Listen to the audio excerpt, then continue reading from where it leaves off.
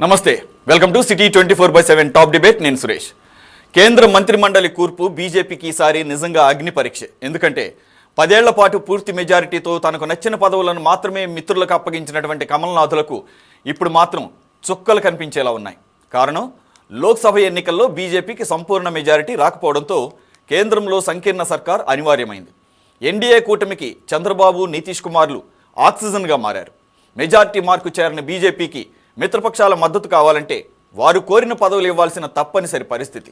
ప్రధాని మోదీ, అమిత్ షా ద్వయానికి ఈ పరిణామం తలనొప్పిగా మారడం ఖాయం. చంద్రబాబు పరిస్థితి ఎలా ఉన్నా బీహార్ సీఎం నితీష్ మాత్రం బీజేపీ నోట్లో వెలక్కాయలా మారతారనడంలో ఎలాంటి సందేహం లేదు.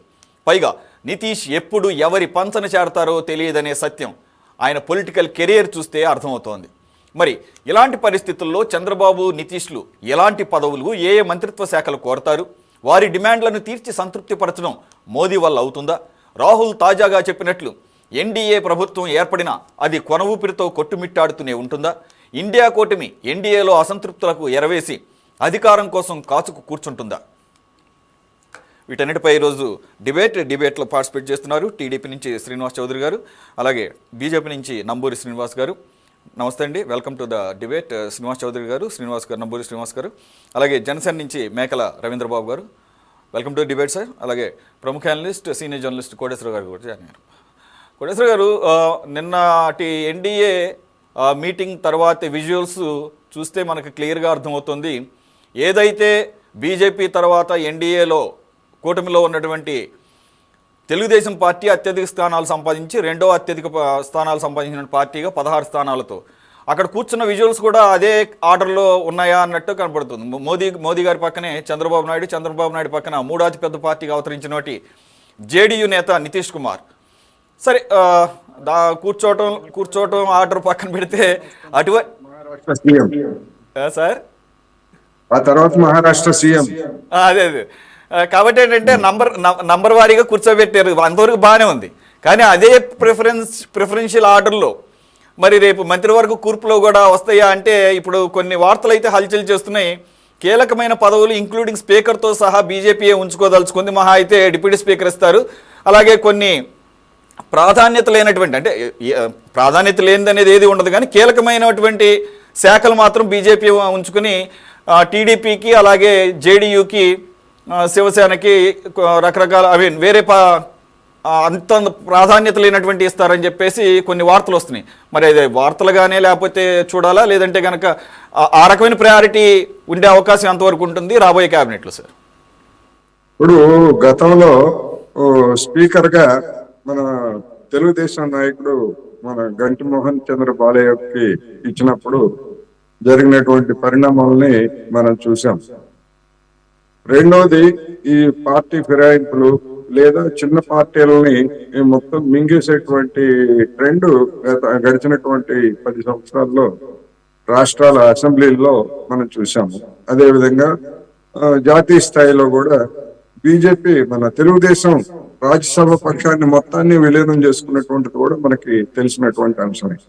అందువలన అలాంటి అంశాలు పునరావృతం కాకుండా ఉండేందుకు గాను, లేదా తమ జాగ్రత్తలో తాము ఉండటానికి, ఎందుకు అంటే నరేంద్ర మోడీ గారి లేదా అమిత్ షా గారి 10 ఏళ్ల ఎత్తుగడలు, వాళ్ళ ధోరణులు ఇవన్నీ చూసిన తర్వాత చంద్రబాబు నాయుడు గారికి కానీ లేదా నితీష్ కుమార్ గారికి కానీ వాళ్ళు అర్థం కానంత, లేకపోతే వాళ్ళ ఎత్తుగడలు అర్థం కానంత అంశాలు ఏమీ కాదు. అందుకని ఎవరి జాగ్రత్తలో వాళ్ళు ఇప్పుడు, ఎందుకు అంటే రాజకీయం ప్రకారం గతంలో మైనారిటీగా ఉన్నటువంటి కాంగ్రెస్ పార్టీ మైనారిటీ ప్రభుత్వాన్ని ఏర్పాటు చేసి తర్వాత ఎట్లా మెజారిటీ సంపాదించిందో చూసిన తర్వాత ఇప్పుడు బీజేపీ కూడా మిత్రపక్షాలను ఆ విధంగా మింగేసేటువంటి ప్రమాదం కూడా లేకపోలేదు. ఎందుకంటే ఈ తలనొప్పులు ఎందుకు, లేకపోతే వీళ్ళ మీద ఆధారపడటం ఎందుకు, వీళ్ళ యొక్క వరాలని మనం ఎక్కడ తీరుస్తామనేటువంటి దాంతో ఏమైనా జరగవచ్చు రాజకీయాల్లో. ఈ నేపథ్యంలో చూసినప్పుడు నితీష్ కుమార్ గాని లేకపోతే చంద్రబాబు నాయుడు గారు గాని ఎవరి జాగ్రత్తలో వాళ్ళు ఉండేటువంటి అవకాశం ఉన్నది. రెండోది, ముఖ్యమైనటువంటి పోర్ట్ఫోలియోని కూడా వీళ్ళు డిమాండ్ చేసేటువంటి అవకాశం ఉన్నది. అందువల్ల ఇవన్నీ ఇప్పుడు ఊహాగానాలు లేనప్పటికీ ఇవన్నీ కూడా విస్మరించాల్సినటువంటి అంశాలు కాదు. వీటన్నిటిని కూడా గమనంలోకి జనం తీసుకుంటున్నారు.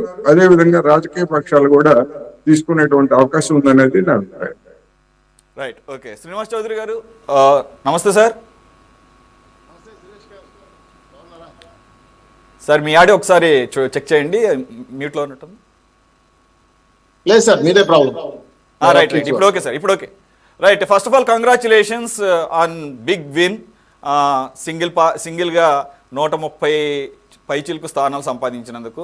రైట్, దానికి తగ్గట్లుగానే జాతీయ స్థాయిలో ఇప్పుడు ఒక కింగ్ మేకర్ రోల్ దాదాపు 25 సంవత్సరాల తర్వాత మరోసారి అవకాశం దక్కింది చంద్రబాబు నాయుడు గారికి. అదే నిన్న క్లియర్గా విజువల్స్ ఢిల్లీ నుంచి వచ్చినటువంటి ఎన్డీఏ మీటింగ్ విజువల్స్లో కనబడుతోంది కూడా. కాబట్టి ఓడలు బళ్ళు అవుతాయి, బళ్ళు ఓడలు అవుతాయి అనే దానికి ఈ ఎలక్షన్స్ బెస్ట్ ఎగ్జాంపుల్.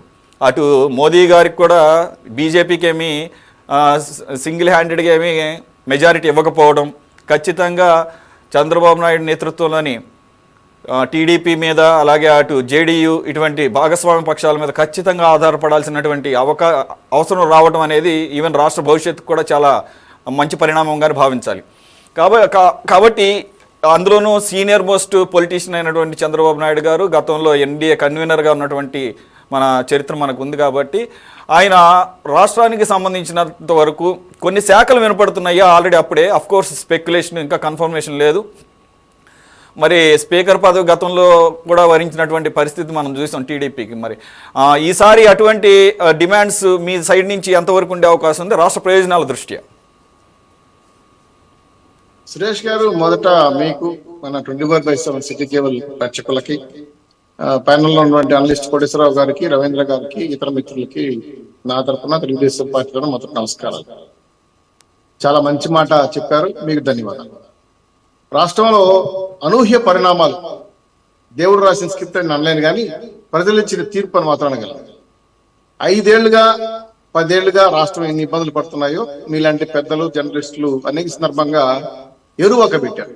రాష్ట్రానికి ప్రత్యేక హోదా వచ్చింది, సమస్యలు తీరలేదు, ఇబ్బందులు పడుతున్నాము, రాష్ట్రంలో ఆర్థిక ఇబ్బందులు కలుగుతున్నాయి.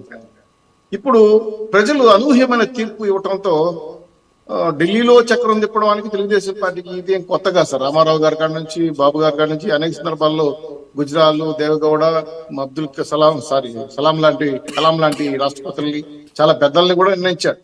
సో అవన్నీ కూడా ఏంటంటే దేశ ప్రయోజనాలు దృష్ట్యా.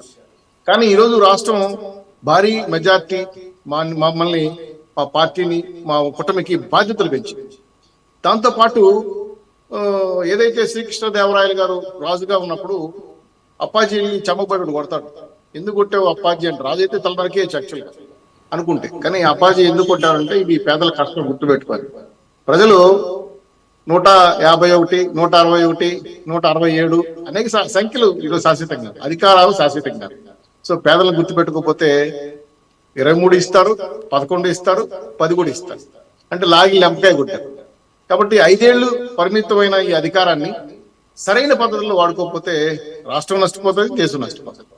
మీరు కొన్ని యాంగిల్లో కొన్ని ప్రశ్నలు వేశారు, కోటేశ్వరరావు కూడా సమాధానం చెప్పారు. అయితే నాకున్న సమాచారం ప్రకారం మీకు ఇంకో కొత్త విషయం చెప్తాను. నిన్న నైట్ పీయూష్ గోయల్ ఇంట్లో దాదాపు 11:30 వరకు మీటింగ్ జరిగింది. పవన్ కళ్యాణ్ గారు కానీ, బాబు గారు కానీ, గోయల్ గారు చాలా పెద్ద ఎత్తున మార్పులు తీసుకురావాలని కేంద్రంలో బాబు గారికి డిప్యూటీ ప్రైమ్ మినిస్టర్ ఆఫర్ ఇచ్చారు. దాంట్లో బాబు గారు కొంత ఆలోచనలు పడి మొదట ఎన్డీఏ కన్వీనర్ అన్నారు, తర్వాత 2 సంవత్సరాల తర్వాత రాష్ట్రపతిగా ఉండమన్నారు.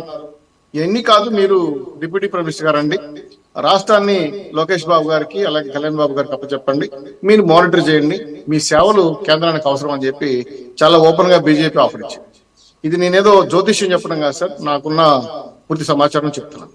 అయితే బాబు గారు నిర్ణయాన్ని ఇంకా చెప్పలేదు, చాలా పెద్దలతోనూ, పార్టీ నాయకులతోనూ, పార్లమెంట్ నాయకులతోనూ సంప్రదిస్తున్నాడు. సో నిర్ణయం అనేది పాజిటివ్ ఉంది.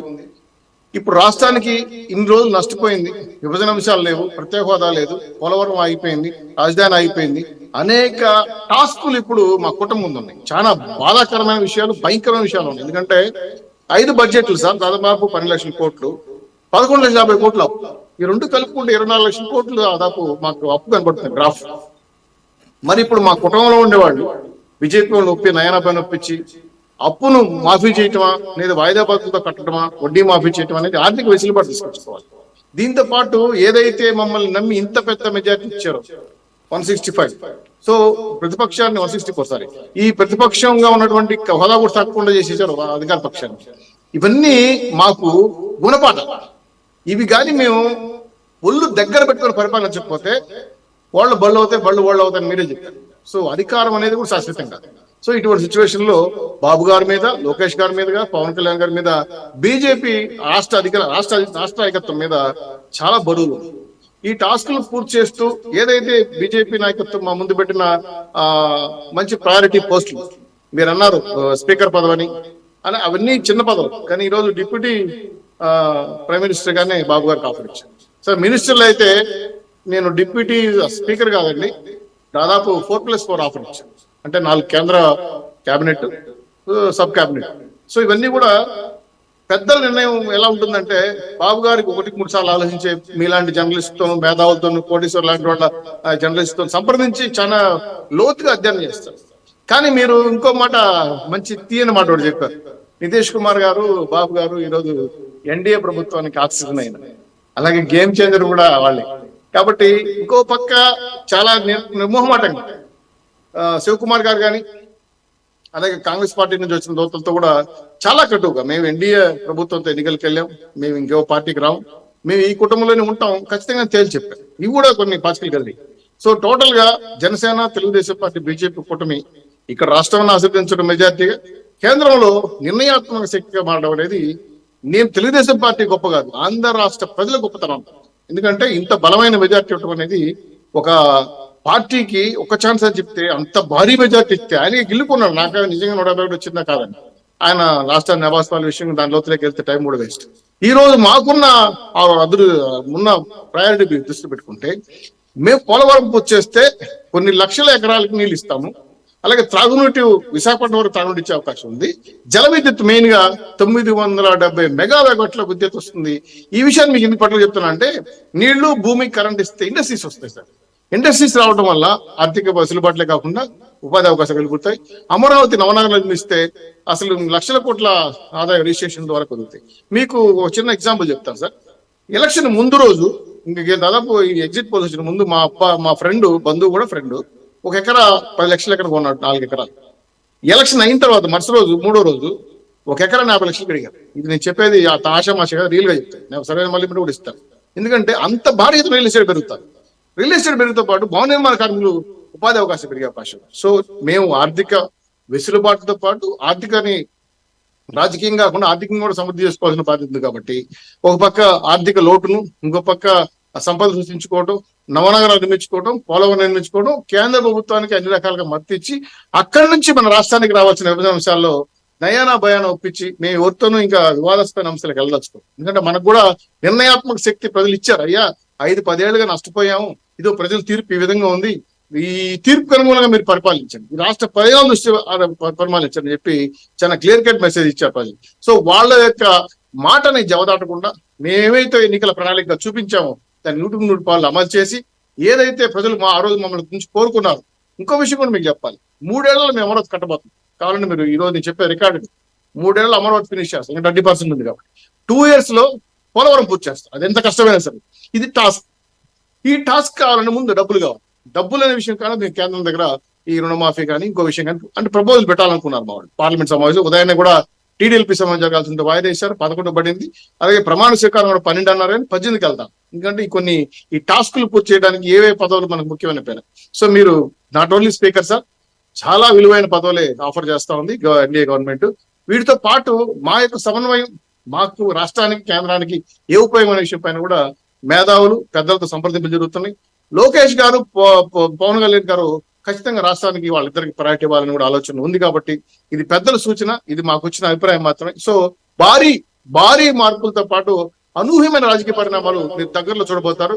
కొన్ని ఎక్స్పెక్ట్ కూడా చేయలేవు, కొన్ని చెప్పలేను. కాబట్టి నాకున్న అధికార ప్రతినిధి కొంతవరకు చెప్పగలను, చెప్పలేను. కాబట్టి ఇవన్నీ రాబోయే 6 నెలల్లో పూర్తి చేసే కార్యక్రమాలు చాలా ఉన్నాయి. ఇవన్నింటినీ కూడా ఇంకా ఎవరైతే డబ్బులు కేంద్రం తీసుకొచ్చారో, డబ్బులు ఎలా పోయో, దానికి ఏ విధంగా సిట్ అధికారులు వేయాలి, ఎలా రికవర్ చేసుకోవాలో కూడా ప్లానింగ్ జరుగుతూ ఉంది. రెడ్ బుక్ కార్యక్రమం కూడా మొదలు పెట్టారు. కాబట్టి టోటల్ గా ఆంధ్ర రాష్ట్ర ప్రయోజనాలు, కేంద్ర ప్రయోజనాలు మాత్రం ఈ రోజు తెలుగుదేశం పార్టీ నిర్ణయ స్థితి కావడం అనేది మీ అందరి సహకారం, మీలాంటి జర్నలిస్టులు, పత్రికేయులు, అలాగే మేధావుల యొక్క సహకారం చాలా ఉంది. మొత్తం మా తరఫున మీ అందరికి మరొకసారి చేతులెత్తి నమస్కరిస్తున్నాను. Okay, Thank you Srinivas for your Chowdary గారు కొన్ని ఇంట్రెస్టింగ్ పాయింట్స్, మనకి ఎవరికి తెలియని పాయింట్స్ కూడా రివీల్ చేశారు. Let us see whether they are going to be turned out into facts or not. Okay, Nabburi Srinivas గారు, రైట్, ఇక్కడ బీజేపీకి ఆల్రెడీ కొన్ని డిమాండ్స్ వెళ్తున్నట్లుగా, అవి రిక్వెస్ట్లు అవ్వచ్చు, డిమాండ్స్ అవ్వచ్చు. ముఖ్యంగా జేడీయూ నాయకత్వంలో నితీష్ కుమార్ గారు వారి 12 స్థానాలు కంపారిటివ్లీ మనకు 16, అంటే మనకి ఇన్ ద సెన్స్ టీడీపీ మన పార్టీ అంటే ఆంధ్రప్రదేశ్ నుంచి వచ్చినటువంటి రిప్రజెంటేషన్ ఉన్నటువంటి పార్టీకి 16, కానీ 12 స్థానాలు ఉన్న నితీష్ కుమారే కొన్ని కీలకమైన క్యాబినెట్ పోస్టులతో పాటుగా ఇంకొక ఇంట్రెస్టింగ్ థింగ్ ఏంటంటే బీహార్కి ప్రత్యేక హోదా కూడా డిమాండ్ చేస్తున్నారు అన్న సందర్భంలో బీహార్కి ఏమీ ప్రామిస్ లేదు, కానీ ఆంధ్రప్రదేశ్కి on the floor of the house ప్రత్యేక హోదా ప్రామిస్ అలాగే ఉంది. అయితే గత 10 సంవత్సరాలుగా బీజేపీ మీ పార్టీ ప్రత్యేక హోదా అనేది ముగిసిన అధ్యాయం అని చెప్పేసి on the floor of the house కూడా అనేక సందర్భాల్లో మంత్రుల ద్వారా సమాధానం చెప్పించినటువంటి పరిస్థితిలో ఒక పక్కన బీహార్ కూడా ప్రత్యేక హోదా అడుగుతున్నప్పుడు, అదే బీహార్ ఆంధ్రప్రదేశ్ రాష్ట్రాల యొక్క స్థానాల మీద మీ ఎన్డీఏ కూటమి ఇప్పుడు ఆధారపడి ప్రభుత్వ ఏర్పాటుకి సిద్ధపడుతున్న సమయంలో ప్రత్యేక హోదా అంశం ఎంతవరకు మీరు సాకారం చేసే అవకాశం ఉంది ఈసారి?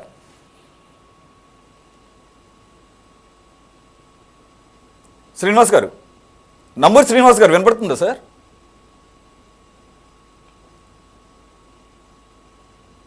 Okay, right, there must be something technical glitch. Right, Ravindra Babu garu, can you here మీ? చెప్పండి. రైట్, అంటే మీరు బీజేపీ కాకపోయినా కానీ ఇప్పుడు కీలకంగా పవన్ కళ్యాణ్ గారు కూడా జనసేన పార్టీ ఈ కూటమి సాకారం అవడంలో ఎంత కీలకంగా ఉన్నారో, అలాగే మోదీతో ఉన్నటువంటి ఆ సాన్నిహిత్యం ద్వారా ప్రత్యేక హోదా ఓ పక్కన బీహార్ కూడా డిమాండ్ చేస్తున్నటువంటి పరిస్థితుల్లో డిమాండ్ చేస్తుందని వార్తలు వస్తున్నాయి. మరి ఆల్రెడీ మనకి పెండింగ్లో ఉన్న ప్రామిస్ అది. కాబట్టి పవన్ కళ్యాణ్ కానీ చంద్రబాబు నాయుడు గారిని ఇది ఒక డిఫైనింగ్ మూమెంట్, ఇటువంటి అవకాశం మళ్ళీ రాదు. అలాగే డ్రైవింగ్ సీట్లో ఉన్నారు, ఇప్పుడు 2వ స్థానంలో ఉంది. ఆంధ్రప్రదేశ్ యొక్క సహకారం ఖచ్చితంగా అవసరం. సో అది ప్రీపోల్ అలయన్స్ అవ్వచ్చు, టెక్నికల్గా మాట్లాడటం పక్కన పెడితే అది మోరల్గా అవసరం కూడా. అయితే మనకి రావాల్సినటువంటి కోరికలేవి, అవేమి గొంతెమ్మ కోరికలు కాదు. ఈ పరిస్థితుల్లో ప్రత్యేక హోదా సాకారం అయ్యే అవకాశం ఎంతవరకు కనపడుతుంది సార్? బేసిక్ గా ఈ యొక్క ఎలక్షన్ మ్యాండేట్ పబ్లిక్ ఎలా ఇచ్చిందంటే ల్యాండ్ స్లైడ్ విక్టరీ. గతంలో లాస్ట్ మీటింగ్ మనం అనుకున్నాం, ప్రజలు they have rejected the president government of YSRCP. They invited the కూటమి in to power to rule the Andhra Pradesh 5 crore people aspirations ఏంటంటే development development development with capital city and development. Development అంటే what kind of development అంటే Polavaram project నుంచి, infrastructure దగ్గర నుంచి, అలాగే special status నుంచి steel plant కావచ్చు, ఇంకా మనకున్న ఫైనాన్షియల్ బర్డన్స్ చాలా ఉన్నాయి. లక్షల కోట్లు అప్పు చేసినటువంటి పరిస్థితి ఉంది. ఇవన్నీ చాలా పెద్ద హిట్.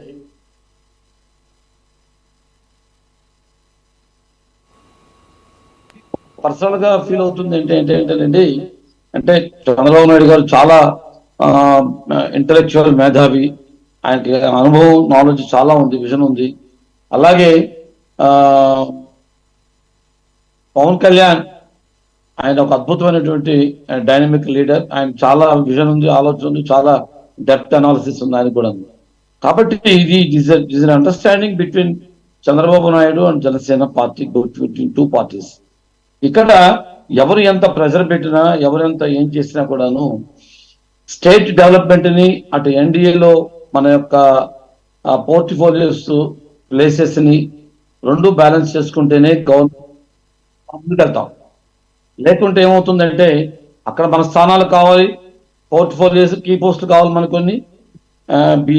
జనసేన పార్టీ తరఫున 1 or 2 కావాల్సి వస్తాయి, 3 కానీ 4 కానీ 5 కానీ చంద్రబాబు నాయుడు గారు డిమాండ్ చేసే అవకాశం ఉంది. బట్ అయితే ఇందాక శ్రీనివాస్ చౌదరి గారు చెప్పినట్టుగా డిప్యూటీ ప్రైమ్ మినిస్టర్ ఇటువంటి కొన్ని ఆప్షన్స్ అవన్నీ మరి ఎంతవరకు ప్రాక్టికల్ గా కరెక్ట్ కాదో నేను I'm not sure about it. But వారు చెప్పింది నిజమే కావచ్చు. బట్ అయితే ఈ 2 నాయకులు డెఫినెట్ గా చాలా కీలకమైన అంశాలు చర్చించి స్పెషల్ స్టేటస్ డిమాండ్ చేస్తే కనుక తీసుకొస్తే కనుక ఈ రాష్ట్రానికి ఒక పెద్ద బూస్టప్. నిజంగా చెప్పాలంటే ఈ ఎలక్షన్కి ఒక అర్థం ఉంటుంది, ఒక పరమార్థం ఉంటుంది. ఎందుకంటే ఇది long pending special status which has been committed by the BJP government during 2014. అప్పుడు 5 ఏళ్ళు మనం కమిట్మెంట్ ఇవ్వలేదు. వైఎస్ఆర్సీపీ వాళ్ళు అసలు అడిగింది లేదు, పెట్టింది లేదు. ఆ 20 మంది ఎంపీలు ఏం చేశారో ఎవరికి తెలియదు. ఇప్పుడు ఇంతమంది ఎంపీలు ఇచ్చినప్పుడు ఖచ్చితంగా స్టేటస్ తీసుకురావడం అనేది పవన్ కళ్యాణ్ గారి భుజాల మీద, చేతుల మీద, ఆయన మీద ఉంది, చంద్రబాబు నాయుడు భుజాల మీద ఉంది.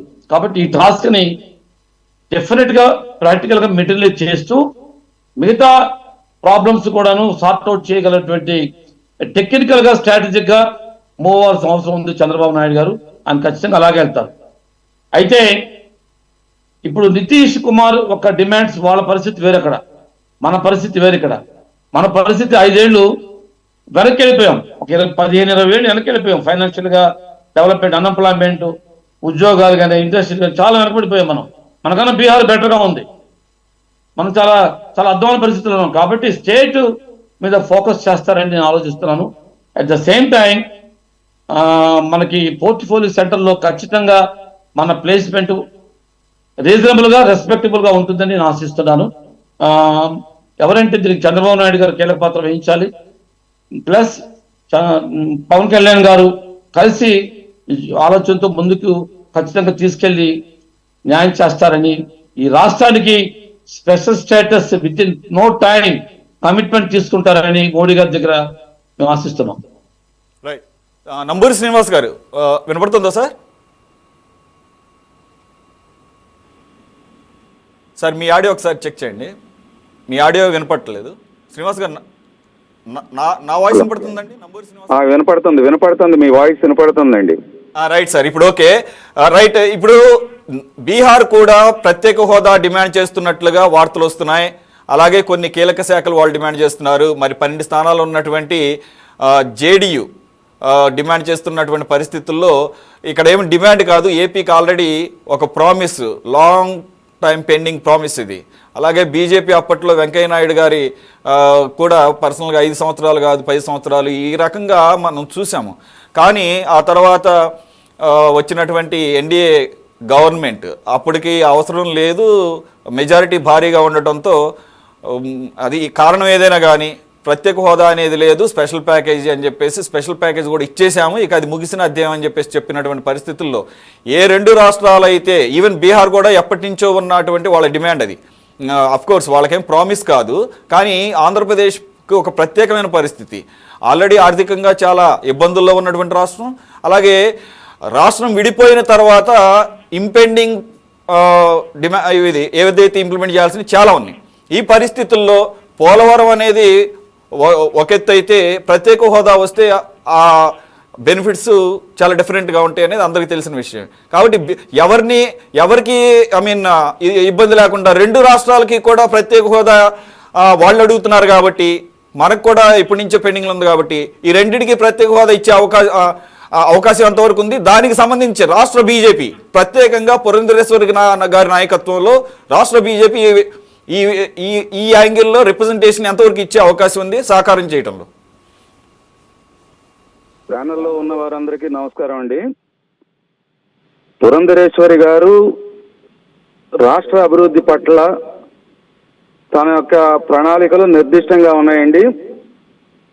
కేంద్రంతో సత్సంబంధాలతోటే ఎప్పటి నుంచో ఉన్నటువంటి ప్రత్యేక హోదా అనేది వెంకయ్య నాయుడు గారు చెప్పినట్లుగా 5 సంవత్సరాలు కాదు 10 సంవత్సరాలు అన్నదాన్ని ప్రథమంగా ప్రధానమంత్రి గారి దగ్గర దృష్టికి తీసుకెళ్లి రాష్ట్ర అవసరాలని, గత ప్రభుత్వం రాష్ట్రాన్ని చిన్నభిన్నం చేసి అభివృద్ధి నిరోధకంగా మార్చిన దాన్ని ఇప్పుడు గాడిలో పెట్టవలసిన అవసరం ఉంది. కాబట్టి పురంధరేశ్వరి గారు ప్రత్యేక హోదాన్ని డిమాండ్గా కాకోకుండా అవసరంగా కేంద్ర ప్రభుత్వానికి సబ్మిట్ చేయడానికి ఆమె గారు సన్నద్ధమై ఉన్నారండి.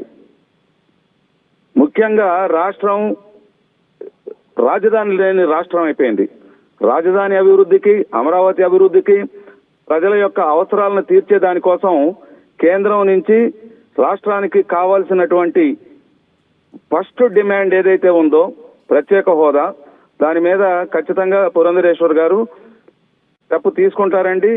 కంపల్సరీ ప్రధానమంత్రి గారిని ఒప్పించే పనిలోనే ఉన్నారు నాకు తెలిసి.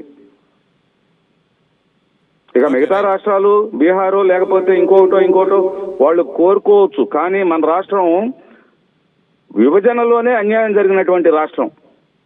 విభజన సమయంలోనే ఈ ప్రత్యేక హోదాని లేవనెత్తినటువంటి అంశం, హామీ ఇచ్చినటువంటి అంశం. కాబట్టి దాని మీద ప్రధానమంత్రి గారు కూడా సానుకూలంగా స్పందిస్తారని చెప్పి మేమందరం కూడా భావిస్తున్నామండి. Okay, right.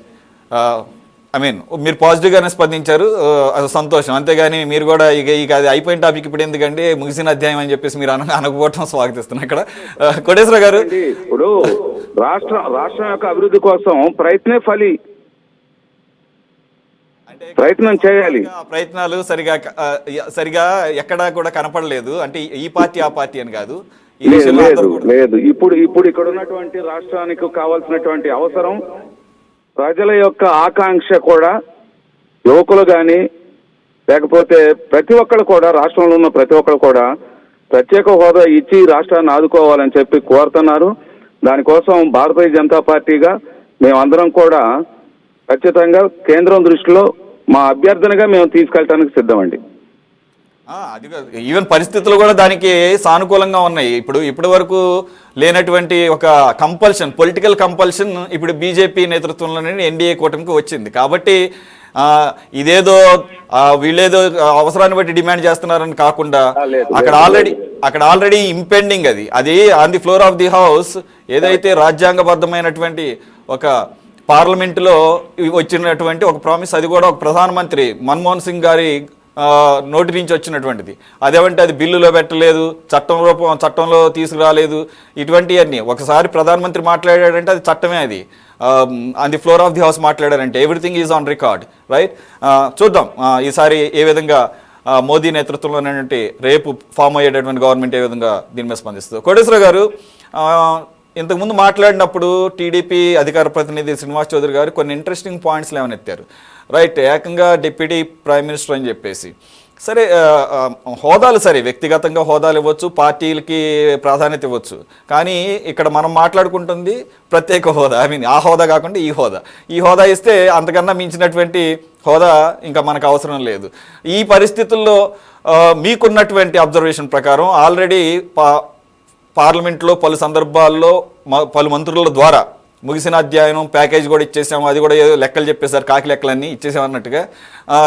ఇది ఎంతవరకు అసలు వీళ్ళు డిమాండ్ చేసే అవకాశం ఎంతవరకు? ఎందుకంటే బీహార్ ఇక్కడ మనకి ఒక కలిసి వచ్చే అంశం. బీహార్ కూడా సైమల్టేనియస్గా వాళ్ళు ఎప్పటి నుంచో లాంగ్ టైం పెండింగ్, వాళ్ళు కూడా ఎప్పటి నుంచి అడుగుతున్నారు. ఈ రెండు రాష్ట్రాల మీద ఆధారపడాల్సినటువంటి కంపల్షన్ కూడా వచ్చేసింది. ఈ డిఫైనింగ్ మూమెంట్ని ఎంతవరకు ఆనర్ చేసే సందర్భం కనపడుతుంది సార్? ఇప్పుడు ముందుగా డిప్యూటీ ప్రైమ్ మినిస్టర్ గురించి కొన్ని అంశాలు మాట్లాడితే బాగుంటుంది అనేది నా అభిప్రాయం. చూస్తున్నాం మనం రాష్ట్రాల్లో డిప్యూటీ సీఎం అయినా లేదా కేంద్రంలో డిప్యూటీ పిఎం అయినా పెద్ద తేడా ఏమి లేదు. అధికారాలు కానీ లేకపోతే విధాన నిర్ణయాల్లో కానీ ప్రధానమైనటువంటి పక్షము లేదా ప్రధానమంత్రికి ఉన్నటువంటి సే డిప్యూటీలకు ఉండదు. కేవలం అలంకార ఘోషణ తప్ప మరొకటి కాదనేటువంటిది ఒకటి. రెండోది, అడ్వాణి గారు కూడా ఉప ప్రధానిగా చేశారు కదా సార్? చేశారు. ఏమి సాధించారు ఆయన? అద్వానీ గారి లేకపోతే దేవిలాల్ ఇట్లాంటి వాళ్ళందరూ చేశారు. వాళ్ళకేమున్నది? ఊరికి అలంకారప్రాయంగా ఉన్నారు తప్ప ఏమి లేదు. వాస్తవానికి వాళ్ళు ఇప్పుడు అద్వానీ గారు ప్రధానమంత్రి కావాల్సినటువంటి వ్యక్తి, కానీ ఆ రోజు ఉన్నటువంటి పరిస్థితిని మళ్ళీ ఇప్పుడు మనం చర్చించుకోవడానికి టైం లేదనుకోండి. అందుకని అలంకార ప్రాయం తప్ప మరొకటి ఉండదు అనేటువంటిది ఒకటి. రెండోది, ఇవాళ రాష్ట్రానికి ఉన్నటువంటి ప్రధానమైనటువంటి సమస్యలు లేదా ఈ విధమైనటువంటి డిమాండ్లు ఉన్నటువంటి నేపథ్యంలో అటువంటి పదవుల్లో గనక చంద్రబాబు నాయుడు గారు ఆశయంలో అయ్యేట్లయితే ఆయన నోటికి తాళం పడుతుంది. ఆయన డిమాండ్ చేసేటువంటి స్థితిలో ఉండరు. ఎందుకు అంటే ఈ రాష్ట్రానికి సంబంధించినటువంటి అంశాలు అంత తేలిగ్గా ఇప్పుడు మన బీజేపీ మిత్రుడు మేము డిమాండ్ చేయంగానే అభ్యర్థిస్తామని చెప్పారు. ఆ అభ్యర్థన అనేటువంటిది మరి గడిచినటువంటి 10 సంవత్సరాల్లో ఏం చేశారు అనేటువంటిది రేపు జనం దగ్గరికి వెళ్తే, ఏమయ్యా మీకు అధికారం వస్తే ఒక మాట, అధికారం లేనప్పుడు ఒక మాట మాట్లాడతారా మీరు? ఎంత అవకాశం అదో, ఇంత అన్యాయం చేస్తారా అని చెప్పేసి రేపు జనం అడుగుతారు. వాళ్ళకి ఓటేసినటువంటి వాళ్ళే అడుగుతారు. అందువలన సరే, ఆయన పాజిటివ్ గా చెప్పారు, దాన్ని మనం ఆహ్వానిద్దాం, అది వేరే అంశం. కానీ దీని ప్రభావం ఒకవేళ అటువంటి యూటర్న్ తీసుకొని రాష్ట్రానికి వాళ్ళు ప్రామిస్ చేసినవన్నీ కనుక చేసేటైతే మనం సంతోషిస్తాం. కానీ బీజేపీకి మిగతా రాష్ట్రాల్లో ఎదురయ్యేటువంటి సమస్యలు ఇంతకంటే ఎక్కువగా ఉంటాయి. ఎందుకు అంటే రేపు 2025 అక్టోబర్ నవంబర్ నెలల్లో బీహార్ లో ఎన్నికలు జరగబోతున్నాయి, అసెంబ్లీ ఎన్నికలు. మనకేమో ఎన్నికలు పూర్తయిపోయాయి. ఆయన నితీష్ కుమార్ గారికి లేదా బీజేపీకి మొన్న జరిగినటువంటి లోక్సభ ఎన్నికల్లో, తాజా లోక్సభ ఎన్నికల్లో గతంతో పోలిస్తే సీట్లు, ఓట్లు కూడా తగ్గాయి. అక్కడ ఇండియా కూటమి ఓట్లు, సీట్లు పెంచుకుంది. అందువల్ల ప్రధానమైనటువంటి సమస్య బీహార్ లో రాబోతున్నప్పుడు నితీష్ కుమార్ గారు మన చంద్రబాబు నాయుడు గారి కంటే ఎక్కువ డిమాండ్ చేసేటువంటి పరిస్థితి ఉంటుంది. లేకపోయేట్లయితే అక్కడ బీజేపీ, నితీష్ కుమార్ పార్టీ రెండు కూడా అధికారం కోల్పోయినా గానీ ఆశ్చర్యం లేదు. అందుకని ఒకవేళ అటువంటిది ఏమి లేకుండా కేవలం చంద్రబాబు నాయుడు గారు లేదా 16 సీట్లు ఉన్నాయని చెప్పేసి ఆయన డిప్యూటీ పిఎం అయితే గీతే ఇక్కడ రాష్ట్రానికి కనుక అవి ఇచ్చారనుకోండి, బీహార్కి ఇవ్వకపోయేట్లయితే అక్కడ బీహార్ లో ఎన్డీఏ అనేటువంటిది దుకాణం బంద్ అవుతుంది. అదొక్కటే కాదు, పక్కనే కొత్తగా ఇప్పుడు ఒరిస్సా మనం చూసాం.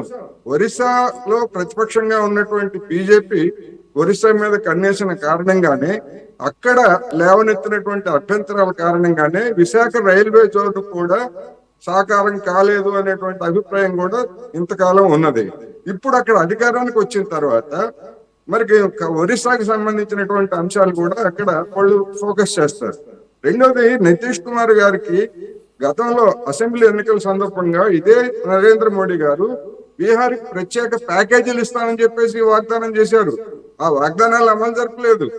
ఆయన ముఖ్యమంత్రిగా ఉండగా, ప్రధానమంత్రి నరేంద్ర మోడీ గారు ప్రధానమంత్రిగా ఉండగా కూడా ఆ వాగ్దానాలు అమలు జరపలేదు. అందువలన ఇప్పుడు ఆంధ్రప్రదేశ్ కి మళ్ళా వాగ్దానాలు ముగిసిపోయినటువంటి అధ్యాయాన్ని లేదా పాసిపోయిన లడ్డూలను మళ్ళా రీప్యాకేజ్ చేసి ఇంకోటి చేసి ఇవ్వడానికి కేంద్రంలో ఉన్నటువంటి అధికారాలు ఏంటి, కేంద్రం అనుసరిస్తున్నటువంటి విధానాలు ఏంటి అనేటువంటి విధానపరమైనటువంటి సమస్యలు ఇప్పుడు ముందుకు వస్తాయి. ఎందుకని ఇప్పటి వరకు పోలవరానికి రీహాబిలిటేషన్ సంబంధించి 30-35 వేల కోట్ల రూపాయలు మేము ఇవ్వాల్సిన బాధ్యత లేదు, అది రాష్ట్ర బాధ్యత అని చెప్పేసి కేంద్రం గత 10 సంవత్సరాలుగా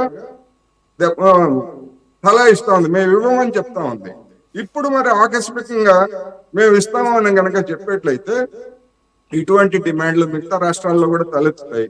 మిగతా రాష్ట్రాల్లో తలెత్తినప్పుడు అక్కడ ఉన్నటువంటి డిమాండ్లను తీర్చకపోతే ఆ రాష్ట్రాల్లో బీజేపీ పరిస్థితి ఏంటనేటువంటిది ఆ పార్టీకి ఎదురయ్యేటువంటి ప్రధానమైనటువంటి సమస్య.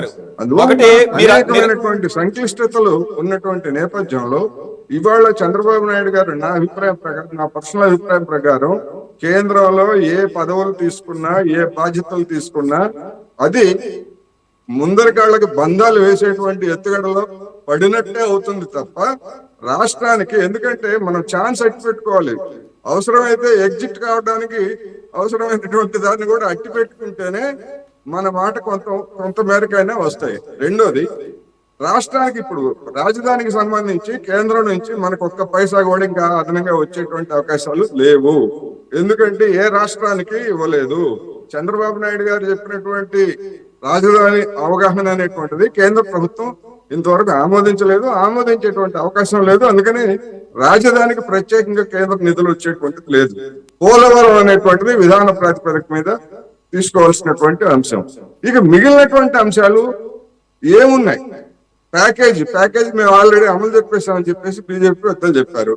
మళ్ళా ప్యాకేజీ అనేటువంటి దానికి వచ్చేసరికి కూడా ఫైనాన్స్ కమిషన్ నిబంధనలు ఉన్నాయి, లేదా మిగతా అనేకమైనటువంటి పారామీటర్స్, వీటన్నింటికి భిన్నంగా ప్రత్యేకంగా నిధులు ఇవ్వడానికి ఉన్నటువంటి అవకాశాలు ఏమిటనేటువంటి సమస్య. ఏమున్నాయి అవకాశాలు? ఇప్పుడు ప్రొడక్టివ్ లింక్ బోనస్ పేరు తోటి కొన్ని రంగాల పరిశ్రమలకు ఇవ్వడానికి ఒక 2 లక్షల కోట్ల రూపాయలు కేంద్ర ప్రభుత్వం తీసి పక్కన పెట్టింది. ఆ 2 లక్షల కోట్లలో కూడా ఇప్పటికే సింహభాగం గుజరాత్ లో పెట్టేటువంటి పరిశ్రమలకు ఇవ్వడానికి నిర్ణయం చేశారు. అందువల్ల వాటిల్లో ఎంత ఉన్నాయి, ఒకవేళ అటువంటి పరిశ్రమలు పెడితే ఆంధ్రప్రదేశ్కి ఎన్ని వస్తాయి? ఒక ఆంధ్రప్రదేశ్ పెట్టేటైతే పక్కనే కొత్తగా అధికారంలోకి వచ్చినటువంటి ఒరిస్సాలో ఉన్నటువంటి బీజేపీ నేతలు దాన్ని నిలుపుకోవాలంటే ఏం చేయాలి? ఇలాంటి అనేకమైనటువంటి సమస్యలు, విధానపరమైనటువంటి సమస్యల నేపథ్యంలో నేనేమంటున్నానంటే, కేంద్రం నుంచి వచ్చేటువంటి సహాయం గురించి తెలుగుదేశం గాని జనసేన పెద్దలు గాని ఆశలు పెట్టుకోవద్దు. అటువంటి ఆశలు జనానికి కల్పించవద్దు. ఎందుకంటే పెద్దలు పార్టీ వాళ్ళు ఆశలు పెట్టుకున్నా పోయే నష్టం లేదు. కానీ జనానికి కనుక అటువంటి ఆశలు కనుక కల్పించేట్లయితే రాజకీయంగా తీవ్రమైనటువంటి ఇబ్బందులు పడతారు.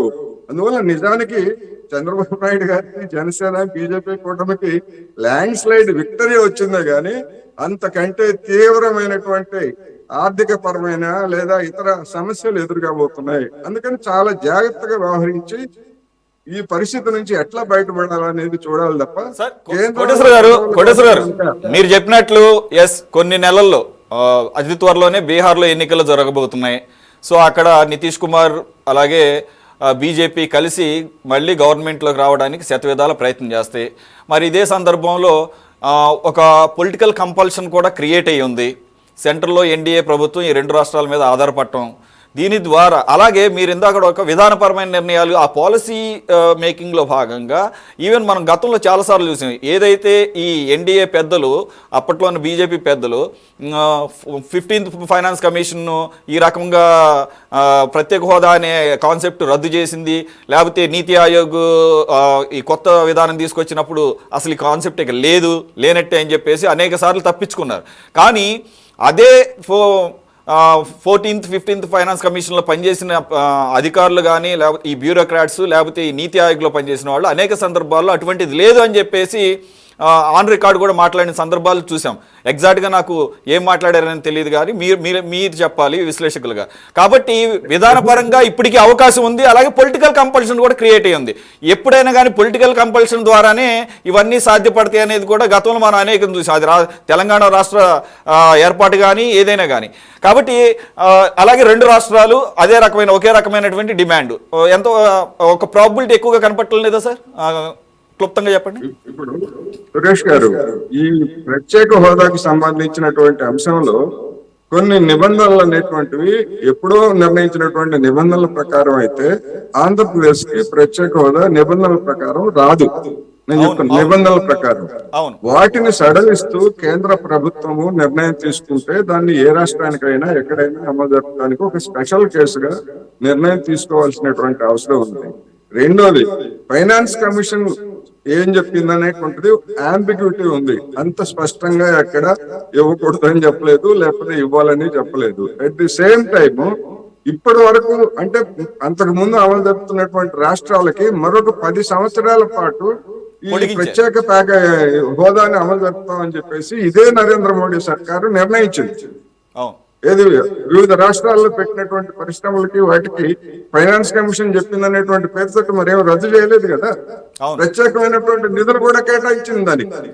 అందుకని అది ఎట్లా సాధ్యమైంది అన్నప్పుడు, ఎందుకంటే ఒకవేళ అది కనుక చేసేట్లయితే వీటిని నమ్ముకొని, ప్రత్యేక హోదాన్ని నమ్ముకొని అక్కడ పరిశ్రమలు పెట్టినటువంటి వాళ్ళు, ఆంధ్రప్రదేశ్ చెందినటువంటి వాళ్ళు లేదా హైదరాబాద్ లో ఉన్నటువంటి ఫార్మా కంపెనీలు, అనేక కంపెనీలు హిమాచల్ ప్రదేశ్ లేకపోతే ఇంకా ఇతర ఈ హోదా ఉన్నటువంటి రాష్ట్రాల్లో పెద్ద ఎత్తున ఇక్కడి నుంచి ప్లాంట్లు కూడా తరలించి పెట్టారు. అందుకని అటువంటి వాళ్ళందరూ కూడా చాలా ఆశాభంగం చెందేటువంటి అవకాశాలు ఉన్నాయి. అందుకని ఒక విధంగా చెప్పాలంటే ఒక సంక్లిష్టమైనటువంటి పరిస్థితి.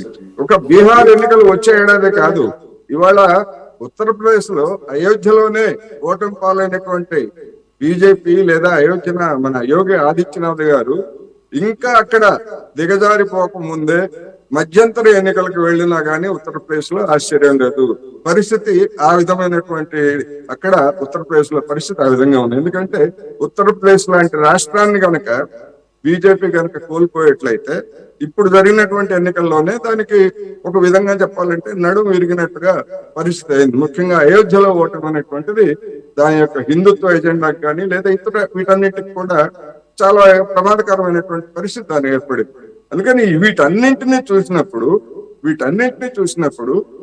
ఎట్లా తీసుకొస్తారు అనేటువంటిది తీసుకురావాలని మనం అందరం కోరుతున్నాం. అందులో ఎలాంటి సందేహం లేదు. ఎందుకంటే వాగ్దానం చేశారు కనుక అది అసాధ్యం కూడా కాదు కేంద్ర ప్రభుత్వం తలుచుకుంటే, ఎందుకంటే మనకు ప్రత్యేకంగా వాగ్దానం చేశారు కనుక. కానీ దీని వల్ల వచ్చేటువంటి సమస్యల్ని బీజేపీ రాజకీయంగా ఎట్లా ఎదుర్కొంటుంది అనేటువంటిది కూడా ఆలోచించాలి అనేది నా అభిప్రాయం. Okay, right. శ్రీనివాస్ చౌదరి గారు, ఇకపోతే 12వ తారీఖు అంటున్నారు కదా ఇక్కడ గవర్నమెంట్ ఫామ్ చేయటం, చంద్రబాబు నాయుడు గారు ప్రమాణ స్వీకారం. మొదటి సంతకం, రెండవ సంతకం అని చెప్పేసి పలు సందర్భాల్లో చెప్పినటువంటి పరిస్థితి ఎన్నికల సందర్భంగా పలు సభల్లో. డిఎస్సి ఒకటి, అలాగే ఈ ల్యాండ్ టైటిలింగ్ యాక్ట్ రద్దు ఒకటి, ఇటువంటివన్నీ. అలాగే అనేకమైనటువంటి ఆర్థికపరమైన అంశాలు కూడా ఉన్నాయి. కాబట్టి నాకు తెలిసినంత వరకు ఈ పేర్లు మార్పిడి లేకపోతే ఇవన్నీ రివైజ్ చేసి మళ్ళీ పాత ప్రభుత్వ తరహాలో ఏదో కక్షపూరితంగా వ్యవహరిస్తుందని నేను అనుకోవడం లేదు. ఆ రకమైనటువంటి ఎజెండా కూడా ఉండదని చెప్పేసి పవన్ కళ్యాణ్ గారు ఆయన వాళ్ళ వరకు జరిగినటువంటి మీటింగ్లో ప్రస్తావించడం జరిగింది. తెలుగుదేశం పార్టీ కూడా అటువంటి విధానాలనే ఉంటుందని చెప్పేసి పలు నాయకులు కూడా చెప్తున్నారు. ఇకపోతే మొదటి సంతకం, రెండవ సంతకం అనేది మీకు ఏమైనా క్లారిటీ ఉందా సార్? సురేష్ గారు, చిన్న క్లారిటీ ఇచ్చి అక్కడికి వెళ్తాను. ఎన్డీఏ ప్రభుత్వంలో బాబు గారిని ఉండమని వాళ్ళు ప్రపోజల్ చేస్తున్నారు. ఏం చేయాలని పార్టీ పెద్దలు ఆలోచిస్తున్నారు. డిప్యూటీ సీఎం ఇవ్వచ్చు. ఇంకో విషయం కూడా చెప్పాలి, 2 years తర్వాత రాష్ట్రపతిగా ఉండమని కూడా చెప్పారు. 2 ప్రపోజల్ వాళ్ళే చేశారు. ఇంట్లో పీయూష్ గోయల్ ఇంట్లో జరుగుతున్న చర్చల్లో మాకున్న సమాచారం అఫీషియల్ గా అక్కడున్న మిత్రులు మాతో ఉన్నారు కాబట్టి వాళ్ళు డిస్కస్ అంటే జస్ట్ లైక్ డిస్కస్ అంటే ఇదే నిర్ణయం కాదు. సో బాబు గారు ఏం ఆలోచిస్తున్నారంటే, ఇప్పుడు మీరు చెప్పిన అభిప్రాయాల పైన ఆయన శిఖాన్ అయింది. ఎందుకంటే రేపు ల్యాండ్ టైటిల్ యాక్ట్ రద్దు చేయాలి, 2 డిఎస్సి మెగా డిఎస్సి రిలీజ్ చేయాలి. ఒక 26,000 పోస్టులు రాష్ట్రంలో ఉద్యోగం బాగా పెరిగిపోయింది కాబట్టి మేము ఎన్నికల హామీ ఇచ్చాం మెయిన్ 2 సంతకాలపై. తర్వాత ఆ రాష్ట్ర ఆర్థిక పరిస్థితి చాలా భారీగా డిప్రెషన్ లో ఉన్నాం. పూర్తిగా ఆర్థిక వ్యవస్థను కుదేలు కాదండి విధ్వంసం చేశాడు జగన్మోహన్. సో దీనికి 30 ఏళ్ళు ఎన్నికల ముందు నుంచి రావాలంటే దీనికి కేంద్రం నుంచి మీ ఫండ్స్ మనకట్లా ఆల్రెడీ అప్పులు తెచ్చేసాడు మా ముఖ్యమంత్రి, మాజీ ముఖ్యమంత్రి రాష్ట్రానికి. దాదాపు ఆ డబ్బులు ఈ ఎఫ్ఆర్బిఎం పర్మిట్ దాటిన ఎంత, కార్పొరేషన్ పొందబెట్టిన డబ్బులు ఎంత, అన్అఫిషియల్ గా బాండ్లు తీసుకొచ్చి రాష్ట్రాలతో అక్కడ పెట్టిన ఈ లెక్కలు తెలిసిన తర్వాత కేంద్రం డైరెక్ట్ గా ఇచ్చిన నిధులని వెసులుబాటు ఇవ్వండి, అంటే రుణమాఫీ చెయ్యండి అని ఒక ప్రపోజల్ మా దగ్గర ఉంది. ఎందుకంటే బీజేపీ జనసేన ముగ్గురు మాట్లాడుకొని నిర్ణయం తీసుకున్న తర్వాత కేంద్రం ఇచ్చే నిధులు అది అప్పుగా ఇచ్చిందా, కార్పొరేషన్ కింద రుణ కుదబెట్టుకుని ఇచ్చిందా, ఎఫ్ఆర్బి 10 దాటి ఆర్బీఐ నిధులు ఇచ్చిందా, వీటిపైన కొంత వెసులుబాటు ఇవ్వండి, రుణమాఫీ అయినా చేయండి. చేయటం వల్ల బ్రీతింగ్ టైం వస్తుంది రాష్ట్రానికి. దాంతో మేము అనుకున్నామంటే రాష్ట్ర సంరక్షించుకోవడం కోసం ముందు అమరావతిని స్టార్ట్ చేస్తాం. ఆల్రెడీ అమిత్ షా గారు ఎన్నికల సందర్భంగా మాట్లాడిన మాట ఏంటంటే 2 ఏళ్లలో పోలవరం పూర్తి చేస్తామని ఆయన డైరెక్ట్ హామీ ఇచ్చాడు. అమరావతి కట్టుబడి ఉందని చెప్పారు. ఇప్పుడు 70% పైచీలు కంప్లీట్ చేసినాం. 30% కి 3 years లో కంప్లీట్ చేయాలని మా మున్సిపల్ శాఖ మంత్రి ఆల్రెడీ డిసైడ్ అయిపోయినారు కాబట్టి నారాయణ గారు ప్లాన్ వేసేసుకున్నారు. ప్లాన్ వేసుకుని 3 years లో అమరావతి పూర్తి చేస్తాం. 2 ఏళ్లలో ఖచ్చితంగా మేము కట్టుబడి ఉంటాం. దీనికి ఏ డౌట్ ఏం లేదు, అమరావతి పూర్తి చేస్తాం. సో ఈ రెండింటికి ముందు మీరు చెప్పిన అంశం డిఎస్సీ కావచ్చు, ల్యాండ్ టైటిల్ యాక్ట్ చాలా ఘోరమైన యాక్ట్. అది కేంద్ర ప్రభుత్వ నీతి ఆయోగ్ కూడా మేము పెడతామని చెప్పలేదు, వీళ్ళు కావాలని క్రియేట్ చేసుకున్నారు. ఒక బుసాయిలో ఇచ్చారు, చర్చించండి అని. దాన్ని వీళ్ళు యాక్ట్ గా మార్చేసి ప్రభుత్వం అనుకూలంగా మార్చుకున్నారు కాబట్టి చాలా డ్యామేజ్ చేసుకున్నారు. ఆయన బస్ సంవత్సరం రోజు పెట్టుకుని పోయాడు. తర్వాత ఇప్పుడు మా ముందున్న పెద్ద టాస్క్ ఏంటంటే, మా రాష్ట్రాన్ని 30 ఏళ్ళకి పెట్టావు, దాని ముందు నెంబర్ ఆంధ్ర రాష్ట్ర బ్రాండ్ పెంచుకోవాలి. ఒకప్పుడు ఆంధ్ర రాష్ట్రం 29 రాష్ట్రాలు నెంబర్ 1 స్థానానికి ఎదగలిగింది. ఇప్పుడు మళ్ళీ వెళ్ళాలంటే ఇండస్ట్రీస్ కానీ ఇప్పుడు ప్రత్యేక హోదా వస్తే 90% మీకు సబ్సిడీ ఉంటుంది పనుల కింద. ఇప్పుడు కేంద్రం మీరు ఎంతమంది డిస్కస్ చేస్తే నాకు తెలియదు కానీ జలశక్తి నీకులు నాకు వద్దని చెప్పి రాసిన మా తెక్కల ముఖ్యమంత్రి. అలాగే ఏదైతే కడప నుంచి బెంగళూరు డబులింగ్ లైన్ అంటే హార్టికల్చర్ మెటీరియల్ తర్వాత దాన్ని ఉత్తరాయించాడు. విశాఖ స్టీల్ కి గనులు కేటాయించమంటే ఇప్పుడే మాకు అవసరం లెటర్, ఇవన్నీ ఆన్ రికార్డు ఉన్నాయి సార్. ఇది కాకుండా అమరావతి నాకు ఉత్తరాయించారు లెటర్. తర్వాత ప్రత్యేక హోదా కింద సార్ నిధులు ఎన్ఆర్జీఎస్ ఫండ్స్ కానీ, జలశక్తి నిధులు కానీ, సరస్వతి చాపై నిధులు కానీ, ఇది కాకుండా ఈ ఆయుష్మాన్ భవన్ వీటికి కొన్ని లెక్కలు లేవు, ఏమయ్యో కూడా తెలియదు. సో వీటన్ని యూసీలు లేవచ్చు చేసిన తర్వాత పిఎస్సీ చైర్మన్ 4 లక్షల కోట్లకి రసీదు బిల్లులు లేవన్నారు. సో ఈ అకౌంటింగ్ పర్ఫెక్ట్ చేసిన తర్వాత కేంద్ర ఎవరైతే ఆర్థిక శాఖ మంత్రి ఎవరు వస్తారో నాకు తెలియదు కాబట్టి కూర్చొని ఫస్ట్ ఆర్థిక వెసులుబాటు తీసుకురావాల్సిన బాధ్యత మెయిన్ టాస్క్ ముందు మా అన్నిటికీ మూలం డబ్బులు. కాబట్టి ఆ డబ్బులు కాడ మనకు మెలికి పెట్టడానికి అవకాశం లేదు. కాబట్టి ఇప్పుడు నిర్ణయాత్మక శక్తిగా తెలుగుదేశం పార్టీ వచ్చింది. పదవులు తీసుకుంటారా, ఎలా ఉంటారా, తీసుకుంటే మన ముందకాళ్ళకి బంధం పడుతుందా, అది రెండో విషయం. ఇప్పుడు మాకు కావాల్సింది రాష్ట్ర ప్రయోజనాలు. కేంద్రంలో తెలుగుదేశం పార్టీ యొక్క ఇంపార్టెన్స్ తగ్గట్టుగా రాష్ట్ర ప్రయోజనాలు, దేశ ప్రయోజనాలు కాపాడుకోవాలి. కాబట్టి దీని దృష్ట్యా ఎన్డీఏ గవర్నమెంట్ మాకు ఆఫర్ ఇచ్చుకోవచ్చు.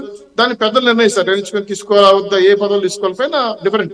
కానీ ఈ రెండు ప్రపోజల్స్ రాష్ట్రపతి వచ్చింది, డిప్యూటీ ప్రైమ్ మినిస్టర్ రెండు వచ్చింది. ఇది ఏది బాబు గారు ఆమోదిస్తారో అందరి పెద్దల నిర్ణయం. కాబట్టి నేను దాని మీద అంతవరకు సంవత్సరం కానీ నేను పూర్తిగా నిర్ణయించాక మాకైతే లేదు. ఇంకా రాష్ట్రంలో ఉన్నటువంటి ప్రధాన అంశాలు సంక్షేమానికి 2,76,000 పంచాడని చెప్పాడు జగన్మోహన్ రెడ్డి గారు. బటన్ నొక్కాడు కానీ డబ్బులు జారు. ఇప్పుడు దాదాపు డిసెంబర్లోనో జనవరిలోనో నొక్కిన బటన్లకి ఇంత డబ్బులు జారు. అవి నిజంగా నొక్కాడా, డైవర్ట్ అయిపోయా? ఇక్కడ మాకు బాధ కలిగించింది ఏంటంటే, మీరు ముందే చెప్పి 5 బడ్జెట్లు 11,50,000 అప్పుడు ఈ డబ్బులన్నీ కూడా ముందు రీకలెక్ట్ కావాలి, ఎక్కడున్నాయి, ఏమయ్యాయి, దీనిపైన కూడా కొంత కాన్సన్ట్రేషన్ చేయాలి. ఎందుకంటే ఆర్థికంగా అది కూడా మనకు బలం చేకూరుస్తుంది. వీటితో పాటు నవనగరాలు, అమరావతిని, పోలవరం పూర్తి చేస్తే మరికొంచెం బ్రీతింగ్ టైం వస్తుంది. కాబట్టి టోటల్ గా 5 ఏళ్లలో మా ముందు భారీ టాస్క్ ఉంది. దీనికి కేంద్ర సహకారం కావాలి, వాళ్ళు మా దగ్గర సహకరించాలి. ఏం చేయాలి కూడా చెప్పాము. దాని మీద proposal already PPA power plant పైన కూడా తీసుకెళ్లారు.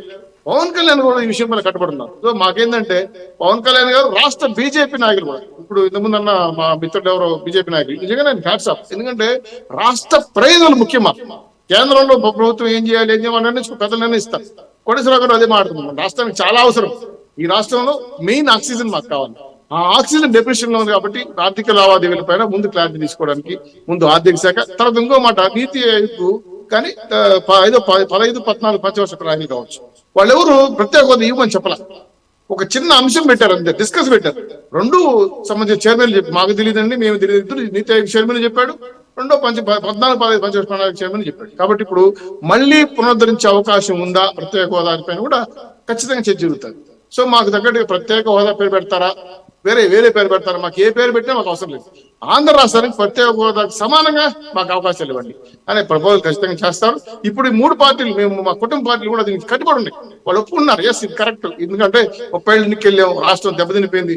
జర్నలిజం విధ్వంసం చేశాడు, లా అండ్ ఆర్డర్ విధ్వంసం చేశాడు, కోర్టులు విధ్వంసం చేశాడు, రాష్ట్ర ఆర్థిక విధ్వంసం చేశాడు. కాబట్టి మనం పర్ఫెక్ట్ లా అండ్ ఆర్డర్ తీసుకురావాల్సిన బాధ్యత ఉంది. రాష్ట్రంలో ఉమెన్స్ ట్రాకింగ్ విషయం పైన కాన్సన్ట్రేట్ చేయాల్సిన అవసరం ఉంది. ఈ రోజు చూడండి, మీరు ఈ రోజు కూడా కొన్ని ఫైల్స్ తగలబెట్టారు సెక్రటరీ, అది కూడా మాకు ఫోటోస్ వచ్చాయి. ఇవన్నీ కూడా మీరు కాపాడుకొని ఈ లావాదేవీలను ఎక్కడ కట్టడి చేయకపోతే మాత్రం రాష్ట్ర ప్రమాదాన్ని ముందు కాపాడుకుంటూ దాని తగ్గట్టుగా మేము ప్రయారిటీ ముందు పెట్టుకొని 1, 2, 3, 4 అనే ఒక డెడ్ లైన్స్ పెట్టుకొని ఖచ్చితంగా 5 ఏళ్లలో ప్రజలు మాకిచ్చిన తీర్పుని సేవగా, నాటి పరిపాలన వేరు సార్, మేము ప్రజలు మాకు ఇచ్చిన సేవకులుగా పనిచేస్తాం. మళ్ళీ తిరిగి వెళ్ళడానికి అన్ని రకాల ప్రణాళికబద్ధంగా లోకేష్ గారు, పవన్ గారు రాష్ట్రం చూసుకోమని చెప్పి ఒక డిస్కస్ జరుగుతాను.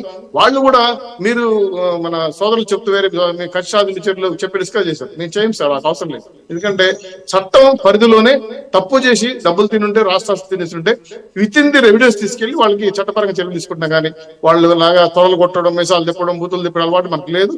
వాళ్ళు అవన్నీ చేశారు కాబట్టి 150 నుంచి 3 నామాల 2 నామాలు వేసుకుని 11 కూర్చి పడిపోయారు. అవి చేసి అదే తప్పులు మేము చేసి మళ్ళీ వాళ్ళలాగా దుర్మార్గమైన పరిస్థితి అవసరం లేదు. మరి ఈ రోజు జగన్మోహన్ రెడ్డి గారు ఎక్స్ లో ట్వీట్ చేసి, అలాగే కాసేపటి క్రితం అబ్దుల్ నజీర్ గవర్నర్ గారికి రిప్రజెంటేషన్ ఇచ్చారు. పేర్ని నాని గారు, అలాగే కొంతమంది వైసీపీ నాయకులు, రాష్ట్రం అంతా అసలు తగలబడిపోతుంది, రాష్ట్రంలో వైసీపీ నాయకుల్ని, కార్యకర్తల్ని అసలు ఎక్కడ పడితే అక్కడ దాడులు చేస్తున్నారు, అరాచకం సృష్టిస్తున్నారు, అయినా కానీ పోలీసులు ప్రేక్షకుల పాత్ర అంటున్నారు. అంటే అసలు జరగట్లేదా అంటే మరి కొన్ని అయితే హల్చల్ చేస్తున్నాయి. మరి వాటికి ఎంతవరకు క్రెడిబిలిటీ ఉందనేది చూడాలి. సోషల్ మీడియాలో వచ్చే వాటిని ఏది నమ్మడానికి లేదు. ఖచ్చితంగా అసలు జరగలేదా అంటే చెదురుమదురు ఘటనలు జరిగే ఉంటాయి, జరగకుండా ఉండే అవకాశం కూడా లేదు. అలాగని చెప్పేసి ఏకంగా జగన్మోహన్ రెడ్డి గారు ఎక్స్లో స్పందించిన ఆ తీవ్రత, అలాగే అబ్దుల్ నజీర్ గవర్నర్ గారిని జోక్యం చేసుకోవాలని రిప్రజెంటేషన్ ఇవ్వడం. ఒక్క మాట సార్, చాలా మంచి వాల్యుబుల్ మాట. మా వాళ్ళు కోపం వచ్చి కొట్టింది ఎక్కడ, ఎన్టీఆర్ హెల్త్ యూనివర్సిటీకి పేరు మార్చారు, ఆ నేమ్స్ మాత్రం తీసేసి ఎన్టీఆర్ పేర్లు పెట్టారు. అంతేగాని అలాగే మా చిత్తూరు జిల్లాలో కూడా ఏం గొడవ తెలిసిన, మా తెలుగుదేశం పార్టీ జెండా దిమ్మిని పగలగొట్టి వైఎస్ఆర్సీపీ జెండా ఎగరేశారు. వాళ్ళు దాన్ని తీసేసి మళ్ళీ తెలుగుదేశం కలర్ కొట్టుకొని జెండా ఎగరేస్తున్నారు. మేము ఎవరిని వ్యక్తుల మీద దారుణంగా దాడి కానీ ఆస్తుల మీద దాడి కానీ తెలుగుదేశం పార్టీ చేయకూడదు కూడా. ఎందుకంటే మా పార్టీ నాయకులు మాకు దశ సమన్వయం నేను వ్యవహరించండి, సమన్వయంగా ఉన్నా చెప్పారు. మేము ఆ పద్ధతిలోనే ఉన్నాం. లోకేష్ గారు ప్రతి నిమిషం మానిటర్ చేస్తున్నారు. సురేష్ గారు మీలాంటి జర్నలిస్టులు మీకు నేను రిక్వెస్ట్ చేసేదంటే దయచేసి ఇలాంటి ఎక్కడ జరుగుంటే ఇమీడియట్లీ మీరు ప్లే చేయండి. పార్టీ చాలా సీరియస్ గా యాక్షన్ తీసుకుంటుంది. మనం వాళ్ళు చేసిన తప్పులు మనం చేయకూడదు. పూలను చూసి నక్కబాటికి పాత్ర మనకు అవసరం లేదు. కాబట్టి అటువంటి సంస్కృతి మనకు వద్దు. మళ్ళీ ప్రజలు బుద్ధి చెప్తారు మనకు అని చెప్పి పదే మా నాయకులు హెచ్చరిస్తున్నారు. మా సంస్కృతి అది కాదు సార్. మేము జనం మీద దాడులు, విధ్వంసాలు, ఆస్తు తగలబెట్టాలు మా తెలుగుదేశం పార్టీ వ్యవహారమే కాదు. కాబట్టి ఆ దిశగా మేము వెళ్ళాం. కానీ ఇప్పుడు మీరు జగన్మోహన్ రెడ్డి గారు ఇచ్చిన మెమోనండో వాళ్ళు ఇచ్చిన కంప్లైంట్ గవర్నర్ పైన ఒక్క నిమిషం ఒక మాట ముగిస్తా. పార్టీ నాయకులు వెళ్ళిపోతున్నారు, కార్యకర్తలు వెళ్ళిపోతున్నారు. ఇప్పుడు ఎవరు లేకపోతే ఏం చేయాలి? కొంతమంది కేసులు పెట్టిస్తే మన చుట్టూ తిరుగుతారు. ఎందుకంటే సజ్జల రామకృష్ణారెడ్డి వాళ్ళ కొడుకు ఇంకొకరు చుట్టూ తిరుగుతారు. సో ఏదో జరిగిపోతుందని చెప్పి కలవడానికి ప్రయత్నం చేస్తున్నారు. కాబట్టి ఇప్పుడు ఉన్న 11 మంది ఎమ్మెల్యేలు కూడా బీజేపీలో 4 పోతున్నారు. ఉన్న 4 ఎంపీలు 3 ఎంపీలు బీజేపీలోకి వెళ్తున్నారు. మీ కొత్త రిజల్ట్ ఈరోజు మార్నింగ్ జరిగిన చర్చ. 4 ఎమ్మెల్యేలు ఉన్న 11 మంది ఎమ్మెల్యేలు బీజేపీలోకి వెళ్తున్నారు. 4 ఎంపీలుగా ఉన్న వాళ్ళలో 3 ఎంపీలు వితౌట్ విదిన్ రెడ్డి వెళ్ళి బీజేపీలు చేస్తున్నారు. ఇవన్నీ డిస్కస్ జరుగుతున్నాయి. సో ఇవాళ పార్టీ ఉంటుందా, జెండాలు పీకేసుకుంటారా, అన్ని ఇంకా జోస్యాలు చెప్తా. నేనంటే రాజకీయ అంటే జగన్మోహన్ రెడ్డి గారి ప్రభుత్వానికి వాళ్ళ పార్టీకి ఫుల్ స్టాప్ పెట్టేశారు జనాలు. కమా కూడా కాదు, ఫుల్ స్టాప్ పెట్టేశారు. సో ఒక 6 నెలల్లో నాకు తెలిసి 6 నెలలు మోర్ దెన్ 1 year లోపల వైఎస్ఆర్సీపీ ఉండదు. ఎందుకంటే ఆ నాయకులు ఆ కార్యకర్తలు శర్మిల దగ్గరికి వెళ్ళిపోయారు. కాంగ్రెస్ పార్టీ యొక్క జీన్స్ వాళ్ళు ఆల్రెడీ టర్న్ ఓవర్ అయిపోయారు. శర్మిల గారితో డిస్కస్ కూడా జరుగుతుంది. అమ్మ మాకు ఈయన ముంచేసరి పుట్టే ఇంకా లాభం లేదు నమ్ముకుంటే చెప్పి చాలా మంది చర్చలో కూడా వెళ్ళిపోయారు. కాబట్టి మాకు జగన్మోహన్ రెడ్డి గారు మళ్ళీ ప్రభుత్వం పడిలేస్తుందని ఆశలు లేవు. అటని మేము ఏమారేది కూడా ఉండదు. కాకపోతే మాకున్న సమాచారం ఏంటంటే పార్టీ నాయకుల్ని కార్యకర్తలు కాపాడుకుంటూ ఏదో ఒక యాక్టివ్ తీసుకురావాలి. కాబట్టి జగన్మోహన్ గారు ఇక వింత నాటకం వేసారు. చూశారు మొన్న ఎవరైనా సీఎం గారు ఓడిపోతే ఏంటి సార్ ప్రజలు ఇచ్చి తీర్పును హుందాగా తీసుకుంటాం, ప్రజల ఆశీర్వాదం గొప్ప అని చెప్పి అంటారు. కానీ కెమెరా ముందు కూర్చొని ఏడుస్తారు సార్. మగవాడు కెమెరా ముందు కానీ ఎవరి ముందుగా నడిస్తే దానికి వేరే అర్థాలు వస్తాయి సార్. అవి అంత దుర్మార్గం నేను చూడలే. ఇక్కడ ముఖ్యమంత్రి కూడా ఆడదు. గతంలో మేము 5-6 నేను ఇప్పుడు 7 ఎలక్షన్ చూసాను సార్. చాలా ఓడిపోయాం, చాలా గెలిచాం. హుందాగా వచ్చి ప్రజల తీర్పు మేము ఆమోదిస్తున్నాం సార్. కష్టపడి మళ్ళీ ముందుకు వస్తామని చెప్తాను. పోనీలేండి, అంటే ఒక్కొక్కరు ఒక్కో రకంగా రియాక్ట్ అవుతుంటారు. ఎమోషనల్ కంట్రోల్ అనేది ఒక్కొక్కరికి ఒక్కో డిగ్రీలో ఉంటుంది. అది దాన్ని తప్పు పట్టాల్సిన అవసరం లేదు. బాధని వ్యక్తపడుతుంది. అయితే సురేష్ గారు మీకు అడ్డుపడుతుంది. మగవాడు ఏడిస్తే ఏమంటారో నాకు తెలియదు. పెద్దలు కోటేశ్వరరావు గారు ఉన్నారు పక్కన, పెద్దలు రవీంద్ర నేనేమంటానంటే ఏడుపు అనేది ఓన్లీ ఏడుపు అనేది మగవాడు ఏడవకూడదని రూల్ ఏం లేదు సార్. బాధ అనేది ఎవరికైనా మగవాడు ఎప్పుడు ఏడుస్తారు సార్? తన వ్యక్తిగతంగా రాయాలంటే ఏడుస్తారు. ప్రభుత్వం సార్, ప్రజలు పాల్పడారు సార్. ప్రజలు నిర్ణయించి తీర్పు సార్.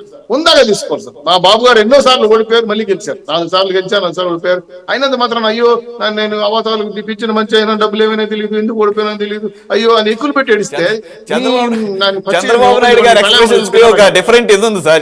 చంద్రబాబు నాయుడు గారు వెంటనే ఎప్పుడు ఎక్స్ప్రెషన్స్ అన్ని బయటకి బహిర్గతం కావవి. అది ఆయనకు ఉన్నటువంటి అదొక ఎసెట్ అనుకోవాలేమో. పక్కన మగవాడికి భార్య ఆయన నవ్వడం కూడా చాలా తక్కువ చూస్తుంటాం. ఆయన నవ్వడం కూడా చాలా తక్కువ చూస్తుంటాం. కాబట్టి బాధపడే అవకాశం కూడా కనబడుతుంది. రైట్.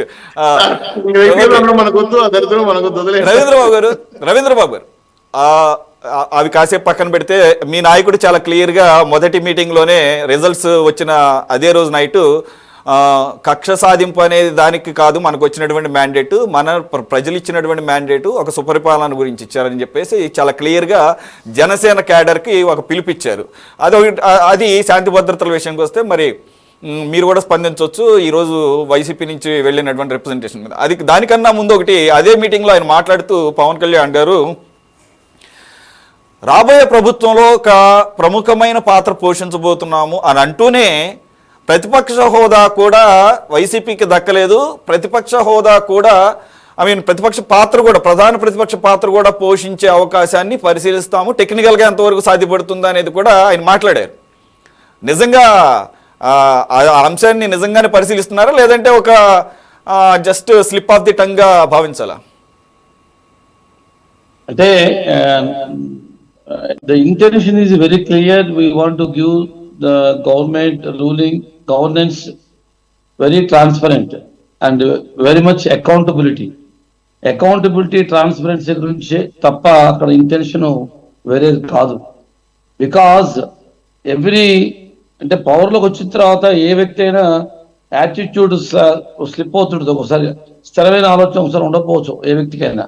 అయితే చంద్రబాబు నాయుడు గారు మాత్రం చాలా క్లియర్ గా ఉన్నారు, ఆయన చాలా స్పష్టంగా ఉన్నారు.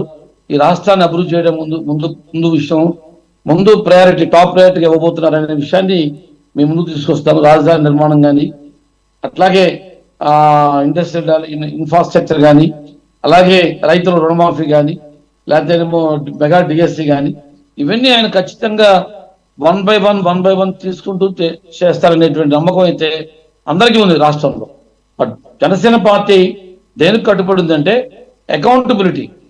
ఏ ఎమ్మెల్యే అయినా సరే, ఆయన చాలా క్లియర్గా చెప్పారు, నాకున్న 2 ఎంపీలు ఢిల్లీలో మీ కదలికలు ప్రతిదీ కూడా మేము మాకు తెలుస్తుంటుంది, ప్రజలు చూస్తున్నారనే మాట ఆయన చెప్పారు, చాలా క్లియర్గా చెప్పారు. అంటే ఏంటి ఆయన ఉద్దేశం ఏంటంటే రెస్పాన్సిబిలిటీ, అకౌంటబిలిటీ మర్చిపోవద్దు. ఆయన వైఎస్ఆర్సీపీ 20 మంది పైన ఎంపీలు ఉన్నప్పుడు కూడా ఒకటే మాట చెప్పారు ఆయన, ఎంపీలు ఏం చేస్తున్నారు ఢిల్లీలో, స్టేటస్ గురించి మాట్లాడరా, ఏం చేస్తున్నారు అసలు, ఈ రాష్ట్రంలో అభివృద్ధి గురించి ఎంపీ ఫండ్స్ చాలా ఉంటాయి అనే మాట పదేగా రిపీటెడ్గా ఆయన చెప్పిన మాటలు ఒకసారి మనందరం ఈ ప్యానల్ అందరూ గుర్తు చేసుకోవాలి. ఎందుకంటే ఈ was very much conscious about the development of the state. ఎక్కడ ఒక చోట కూడా డెవలప్మెంట్ లేదు, అన్ని ఫాల్స్ మీటింగ్స్. ఆ గుడివాడ అమర్నాథ్ ఎవరు ఉన్నారు, ఆయన విశాఖపట్నంలో ఒక ఐటీ మీటింగ్ పెట్టారు, అంత ఫాల్స్. కాబట్టి ఫాల్స్ ఫేక్ అంతా కూడాను చూసిన సందర్భంలో ఆయన మనసు కనిపిస్తుంది ఏంటంటే ఇటువంటి చేస్తారు మనకు వద్దు, మనం ఇచ్చేటువంటి ప్రభుత్వం చాలా ట్రాన్స్పరెంట్, ప్రజలకి ఏం చేస్తున్నాం అనేది చాలా క్లియర్ కట్ కమ్యూనికేషన్తో అకౌంటబిలిటీగా ఉండాలనే మాట ఆయన చాలా స్పష్టంగా చెప్తున్నారు.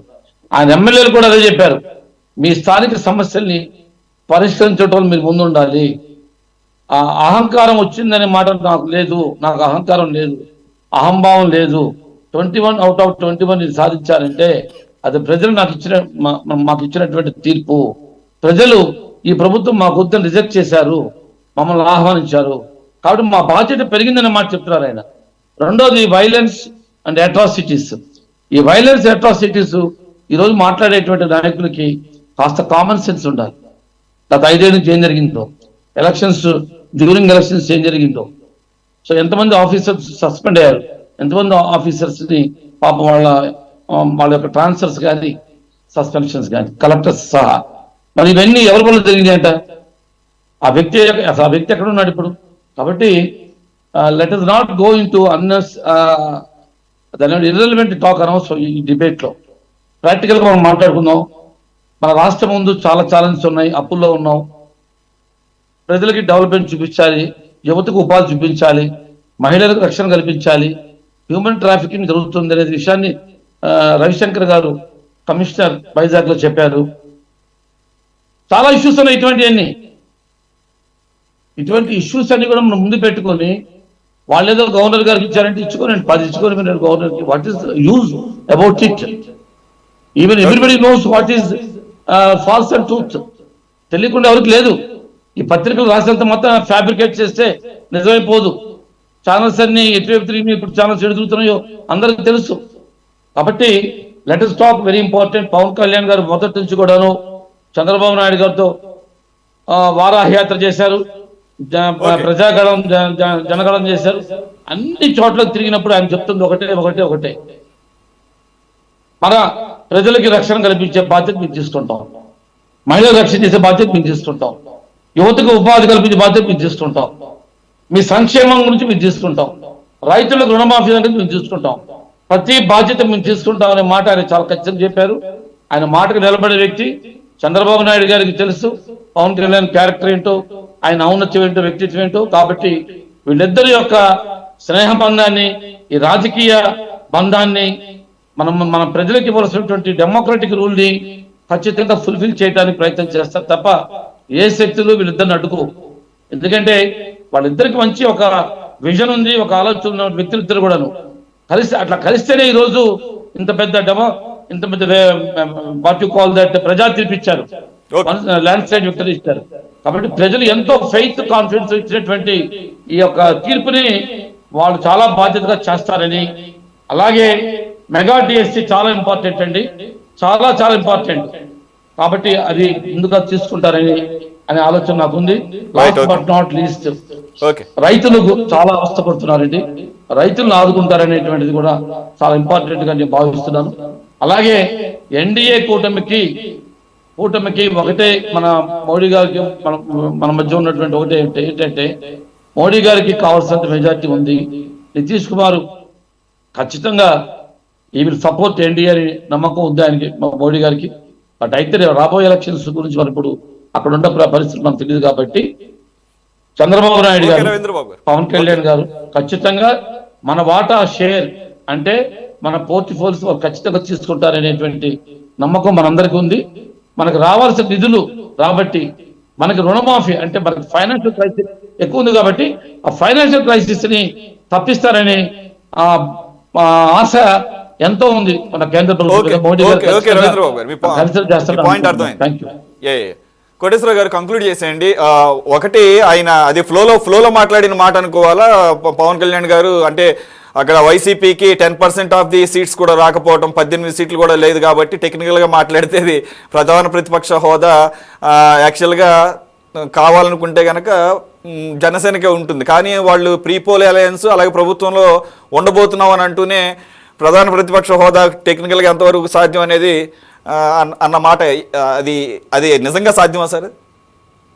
అంటే దానిలో తొందరపడ్డారని కూడా నేను అనుకోవట్లేదు.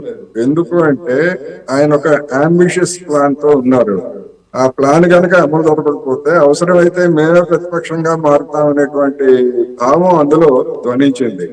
అందువల్ల ఆ విధంగా ఇది సినిమా కాదు, రాజకీయాలు. రెండోది, నరేంద్ర మోడీ గారు ఎన్డీఏ అనేటువంటి కూటమిని ఏర్పాటు చేసిన 10 సంవత్సరాల పాటు దాన్ని సమావేశపరిచినటువంటి పాపం కూడా లేదు. ఒక్కసారి కూడా సమావేశపరచలేదు. మార్గదర్శక్ మండలి పేరుతోటి అద్వానీ లాంటి వాళ్ళందరినీ కూడా ఒక హోదా ఇచ్చి వాళ్ళని కూడా సంప్రదించినటువంటిది లేదు. ఎన్డీఏ కాదు, పార్టీ నాయకుల్ని సంప్రదించలేదు. ఇక్కడ ఆంధ్రప్రదేశ్ లో అంటే ఏదో వాళ్ళ మధ్య విభేదాలు లేకపోతే ఇంకోటో విష్ఫుల్ థింకింగ్ కాదు, కానీ చంద్రబాబు నాయుడు గారికి తెలుగుదేశం పార్టీకి సంపూర్ణమైనటువంటి మెజారిటీ ఉంది. అందుకని దానికి అనుగుణంగా పవన్ కళ్యాణ్ గారు కూడా దానికి అనుగుణంగా వ్యవహరించకుండా లేదు నేను చెప్పినట్టే చేయాలి అని సినిమా పక్కలో కనుక మాట్లాడేట్లయితే అది బ్యాక్ ఫైర్ అయ్యేటువంటి అవకాశాలు కూడా లేకపోలేవు. ఏమైనప్పటికీ అంబిషియస్ గా ఉండకూడదు, వాస్తవాలకు అనుగుణంగా ఉండాలి. రెండోది, ఆయన చెప్పినటువంటి ఆదర్శాల ప్రకారం వాళ్ళ ఎంపీలు గాని ఎమ్మెల్యేలు గాని ఉంటారని కనుక ఆయన భ్రమపడితే అది అటువంటి భ్రమలు చాలా త్వరలోనే కోల్పోవాల్సి వస్తుంది అనేది ఈ సందర్భంగా నేను చెప్పదలుచుకున్నా. ఎందుకు అంటే జాగ్రత్తలు తీసుకోవాలి. ఎందుకంటే ఒక ఎమ్మెల్యేని లేకపోతే ఎంపీని మానిటర్ చేయటం లేదా వాళ్ళని అదుపులో పెట్టడం, సీఎం రమేష్ లాంటి వాళ్ళను లేకపోతే ఇంకోళ్ళను సుజనా చౌదరి లాంటి వాళ్ళను, వీళ్ళంతా పెద్ద పెద్ద షార్ట్స్, పార్టీలు వేరేనా.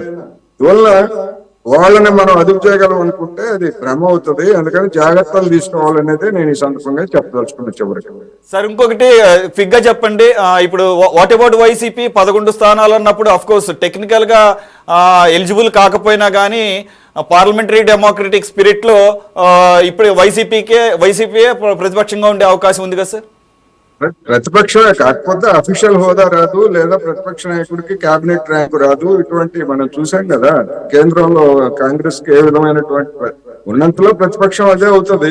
ఇప్పుడు అలా అనుకున్నట్లయితే ఢిల్లీలో కూడా బీజేపీకి కూడా అఫీషియల్ ప్రతిపక్ష హోదా లేదు కదా అంతకుముందు. ఇప్పుడు కూడా ఇప్పుడు బహుశా ఇప్పుడు ఏమన్నా 7 సీట్లు కనుక 10% వచ్చిందేమో కానీ అంతకుముందు ప్రతిపక్ష హోదా లేదు. 3 సీట్లు వచ్చినప్పుడు ప్రతిపక్షమే, కానీ ఆ హోదా ఉండదు, అఫీషియల్ హోదా ఉండదు, అఫీషియల్ రికగ్నిషన్ అనేది ఉండదు. ఒక పక్షంగా ఉన్నటువంటిది అదే కనుక వేరే ఉంటది. అదే పవన్ కళ్యాణ్ గారు చెప్పినట్టు ఆయన మారారనుకోండి, అప్పుడు ఫలితాలు వేరే ఉంటాయి. అంతే, 39 to 40% ఆఫ్ ది పీపుల్ వైసీపీకి ఇచ్చారు కాబట్టి ఆ people representation should be there in assembly, right? అంతే తప్ప అఫీషియల్ గా అసెంబ్లీలో చట్ట ప్రకారం ప్రతిపక్ష హోదా అనేటువంటిది ఉండదు. Okay, right. Thanks for joining Koteswara garu. Thank you very much Srinivas Chowdary garu. Thank you very much Ravindra Babu garu. Thank you so much for joining Namburi Srinivas garu. ఇది వాళ్ళ స్పెషల్ డిబేట్. మరో అంశంతో మళ్ళీ కలుద్దాం. Stay tune to city 24/7.